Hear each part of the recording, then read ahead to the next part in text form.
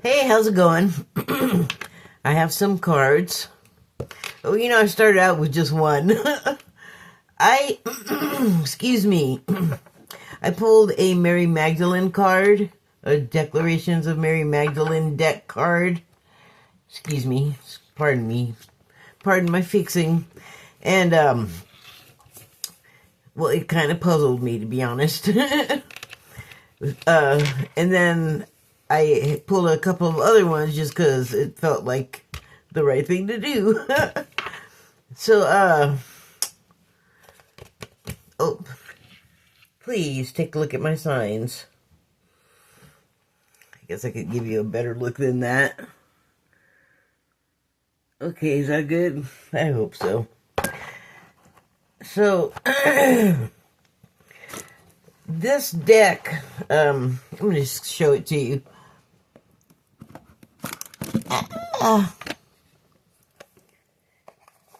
This is what it looks like. And you can see there at the bottom, it is, she made the art Kalina Malnar, and she channeled messages that she then transcribed onto cards. And there's a beautiful inscription in here, actually. And I just think that it's beautiful. And there's a lot of people that say, there's a lot of reflection happening there. There was no marriage between Jesus and Mary, or Yeshua and Mary. I don't know. I think there was. So anyway, while my refrigerator sounds like it's got a prop plane flying around in there. So, anyway, I have used the cards before. I've pulled them, and I like them, and I feel pretty good about them. They definitely have a vibe that they give off. It's nice. I like it. And so, here's a card, and it says on it, it's the number 24. It says on it, "For thou that seek lust outside their sacred partnership, are thou that have misaligned from thy sacred heart." So Kalina transcribed the channel the way Mary said it. So that is her language that she used. That's on here with the thous and the thys. And it's not that I didn't understand it. It's pretty straightforward. You've made a commitment to a sacred partnership, and some people that have done that seek lust outside their sacred partnership. And that always makes me think, I think about it all the time. I don't know why I just said that. I am right now thinking of the person that strays on the pregnant wife that is like irritated that they can't have their way because their child is in there growing and developing, and that's all I want to say about that. But, I mean, I was, like, thinking to myself, what scenario would make that happen? And it doesn't have to be that. I mean, oh, wow, I didn't know you came, too. It doesn't have to be that, There's a lot of reasons people stray, or, just opportunity, like no real reason, just like, boom, this fell into my lap. Fill in with your own jokes. And so, like I said, pretty straightforward. And then it talks about, if you stray from the sacred partnership, then you have unaligned yourself. Like, you've broken the agreement, I would say, from your sacred heart, because your sacred heart, look, To me, sacred is something that doesn't get violated. Like at all costs, you strive not to violate the sacred, and especially with I mean, we're talking about a relationship here in like the romantic sense, but not like the seeking and the Valentine's Day. I'm thinking this is like an established relationship that, if it's sacred, I feel like parameters have been laid out that, that are understood and people have consented to agree to. And then you have this lustful character all of a sudden, like, stepping outside the bonds of the sacred partnership. And that sounds bad to me. And I know that, when it's happened, and it has to me and many other people, but when it's happened to me, there was not even, there was no anything even approaching sacred, like, at all. Like, just, it's laughable. But I can understand it, I feel like that's what you want, because I feel like when you make that agreement with someone, you are promising loyalty, but it shouldn't be forced. It should never, in any relationship, feel like an obligation, unless, you're supposed to do something and get paid, then that's an obligation, I guess, that goes both ways. But I don't think this relationship, a sacred partnership, if you're having any obligation in there, then that's not what you're doing. Like, that's not your deal.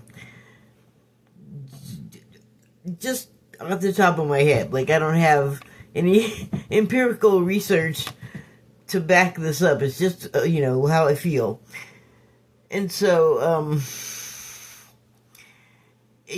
when you misalign from the partnership, and because of lust, you've already, like, given yourself, like, go ahead, screw up, like, you're gonna crash this car, you might as well have a few drinks while you're doing it type of attitude, I guess. And then when you misalign from, like, that, you're also misaligned from the promise you made to yourself, because, as a part of the partnership and the sacred partnership with the agreement that's, like, spiritually binding, I would say. It's like you're betraying everybody, your partner and yourself, and I don't know, did you swear to God on your oath? That too. I guess if you believe in that kind of thing, but it's like the feeling behind it, like, you got all the trust, you are not supposed to screw it up and take a dump on it, or whatever it is, but that happens because, I don't know, I like I said, lots of reasons, but what's coming to mind is the misalignment. I'm not sure what would make it happen. Well, I guess this would make it happen, what I was going to say, but maybe something like this is why it happens, and that would be like, you just sort of, no one does anything on purpose, like, you just start to diverge in some way, like people change. It's not really that big of a mystery. But I feel like when you sort of enlist into the sacredness stuff, it's more like there's a little more to it, seriousness, like, than a one night stand or a friends with benefits type situation. If you're gonna go around calling it sacred, I feel like some kind of ceremony was involved, or some kind of, like, oath and bond and sacred promise, like, I don't now I'm just going in circles. But I whenever I pull the cards, I think always, like, whatever the question is, I always look at them and go, that applies to me. Like, I always take it personal, like, right off the bat, and then I have to go, stop that. You're not even doing this, like, for your own purposes. That kind of doesn't work anyway. And so, I don't know why I still do it. I just do. I mean, you look at them and you think, oh, well, that applies to this with me and blah, blah, blah. Which is sort of an aspect of what I do. Like, it's not that I certainly don't, like, excise myself from the situations I'm talking about. Otherwise, anyway. So I don't have this particular situation as at the moment with the sacred partnership, but so I thought, well, I like I was just saying, I want to talk about what I know, and that way I feel like it's more relatable to whoever's watching me talk. And so I thought, well, can I look at it a different way? And I just kind of went abstract with it and was thinking about that last part where I was talking about, like, when it says, you have misaligned from your sacred heart when you misalign from the partnership. Well, don't we have sort of, like, agreements with ourselves? God, I'm getting really hot. Don't we sort of have agreements with ourselves to,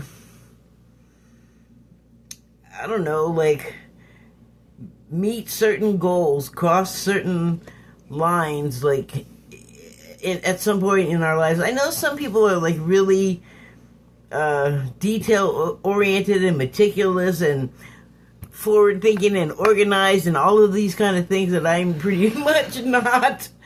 I don't know where I was going with that. Hold on.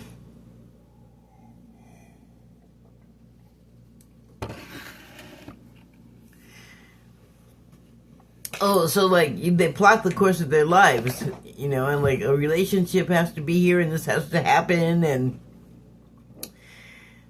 that, I mean, I don't even know if that's a real thing. I'm just kind of, like, guessing. I'm just imagining a situation, but I just kind of, like,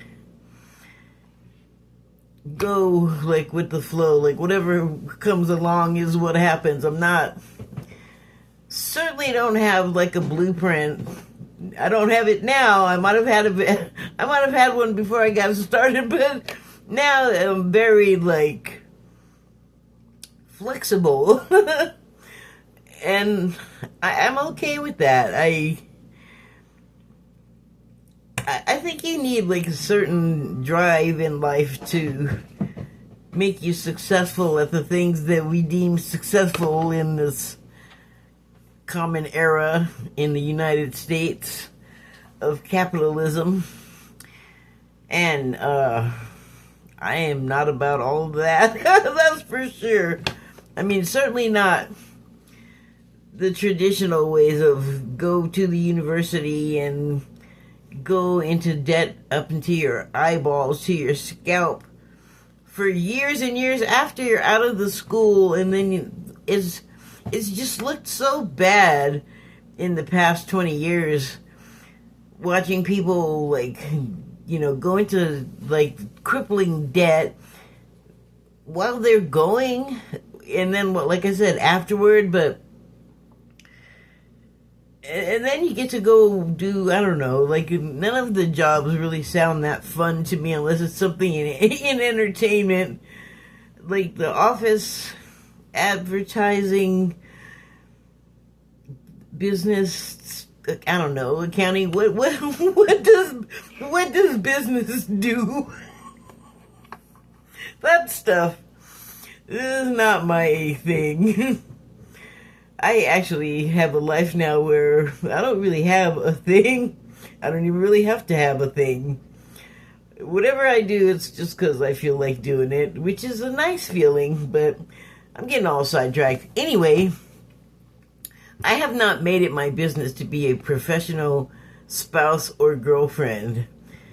And I use that term because a friend just said it in passing, like just fell out like nothing. It was so funny. But she was referring to a certain type of person who, you know, God forbid their relationship ends, they go nuts until they find another one because they cannot stand to not be in a relationship. And I don't have that problem. I don't like it, but I can stand it. So, yeah, this, like, it's just NA, you know, like, not applicable. Well, you don't have to reflect all that light back, but thank you. I mean, and it's okay. Like I said, it's fine. Well, I mean, it's not, it's not what I would prefer, but, like, the world is not ending, right, because of it. But I think I would respect the situation, I think I would respect the relationship a whole lot more than someone that would just be all impatient out of lust and, like, you can't, like, service yourself until your partner is, like, up to it or ready to do it. Like, a little waiting won't kill you, it might make you have more fun. Just a thought. There's a lot of ways to think about it, but it is a partnership. Like I'm just thinking the assumption that because you can't do it, because your partner, for whatever reason, is not available, you just gotta have it. What are you, a baby? To have a fast, my God, have some. You're always going to call this person a lunkhead. Have some lunkhead time to yourself. Like, life is not step up to the fast food order window. Like, it's not. A lot of complications come into play. You might have noticed if you're an adult. Oh my God, that reminds me of this commercial that's on YouTube, and it starts out, I don't even know what the guy is selling, but he's all, if you're a lady over 40, 50, you might have noticed something irritating. And I'm all, just one thing? You think we might have noticed something? I don't know. That is comedy gold to me. Anyway, so yeah, I thought about it, like, in terms of my situation, and like I said, like, you can't really read it on yourself, or read on yourself, so, I don't know, I just kind of turned it around a few different ways, and you could certainly apply some parallels, like, to harm your relationship is basically to harm yourself. That's kind of what this card is talking about anyway. And, I don't know, it just didn't feel like quite right, so I said no. And then, my next thought was, well, look at it like as if you are in the situation that it's talking about. So then I had to think about that for a little while. But my conclusion, I didn't really have to think about it too hard because I just said it. Like, I just would not be this person. I just couldn't do that to the other person. I would either, like, stick it out if that's what was meant to happen. Or I would say, look, this isn't working, and I would stop being in the relationship, but I wouldn't, you know, like, get all lustful and sneak around. That's gross. And do we ever grow up from doing stuff like that? Like, seriously, people, come on. I don't know.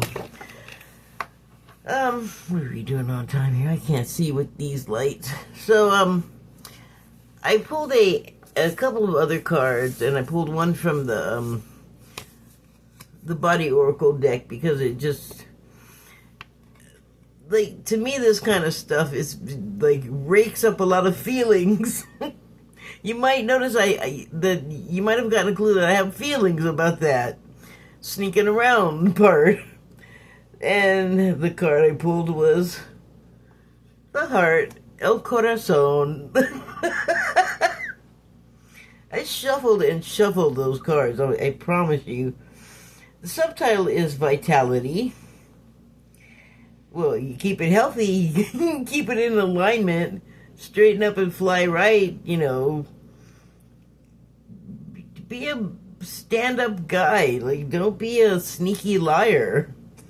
And your heart will do better. Everyone will like you better. Like, it just feels like common sense. So the card says, get some new glasses. It says, let life move through you like life's blood that your heart pumps. You know, that's interesting because you actually do a form of recycling in your body. Because you got the blood in there, and if you don't poke any holes and make the blood leak out, then it's just circulating and recirculating and recirculating. But you got your organs to run it through to filter it and clean it. But you also have to do your part and, you know, treat your body better than it looks like I treat mine with the feedings and the exercisings and things. Healthy heart, I guess that's what it's saying.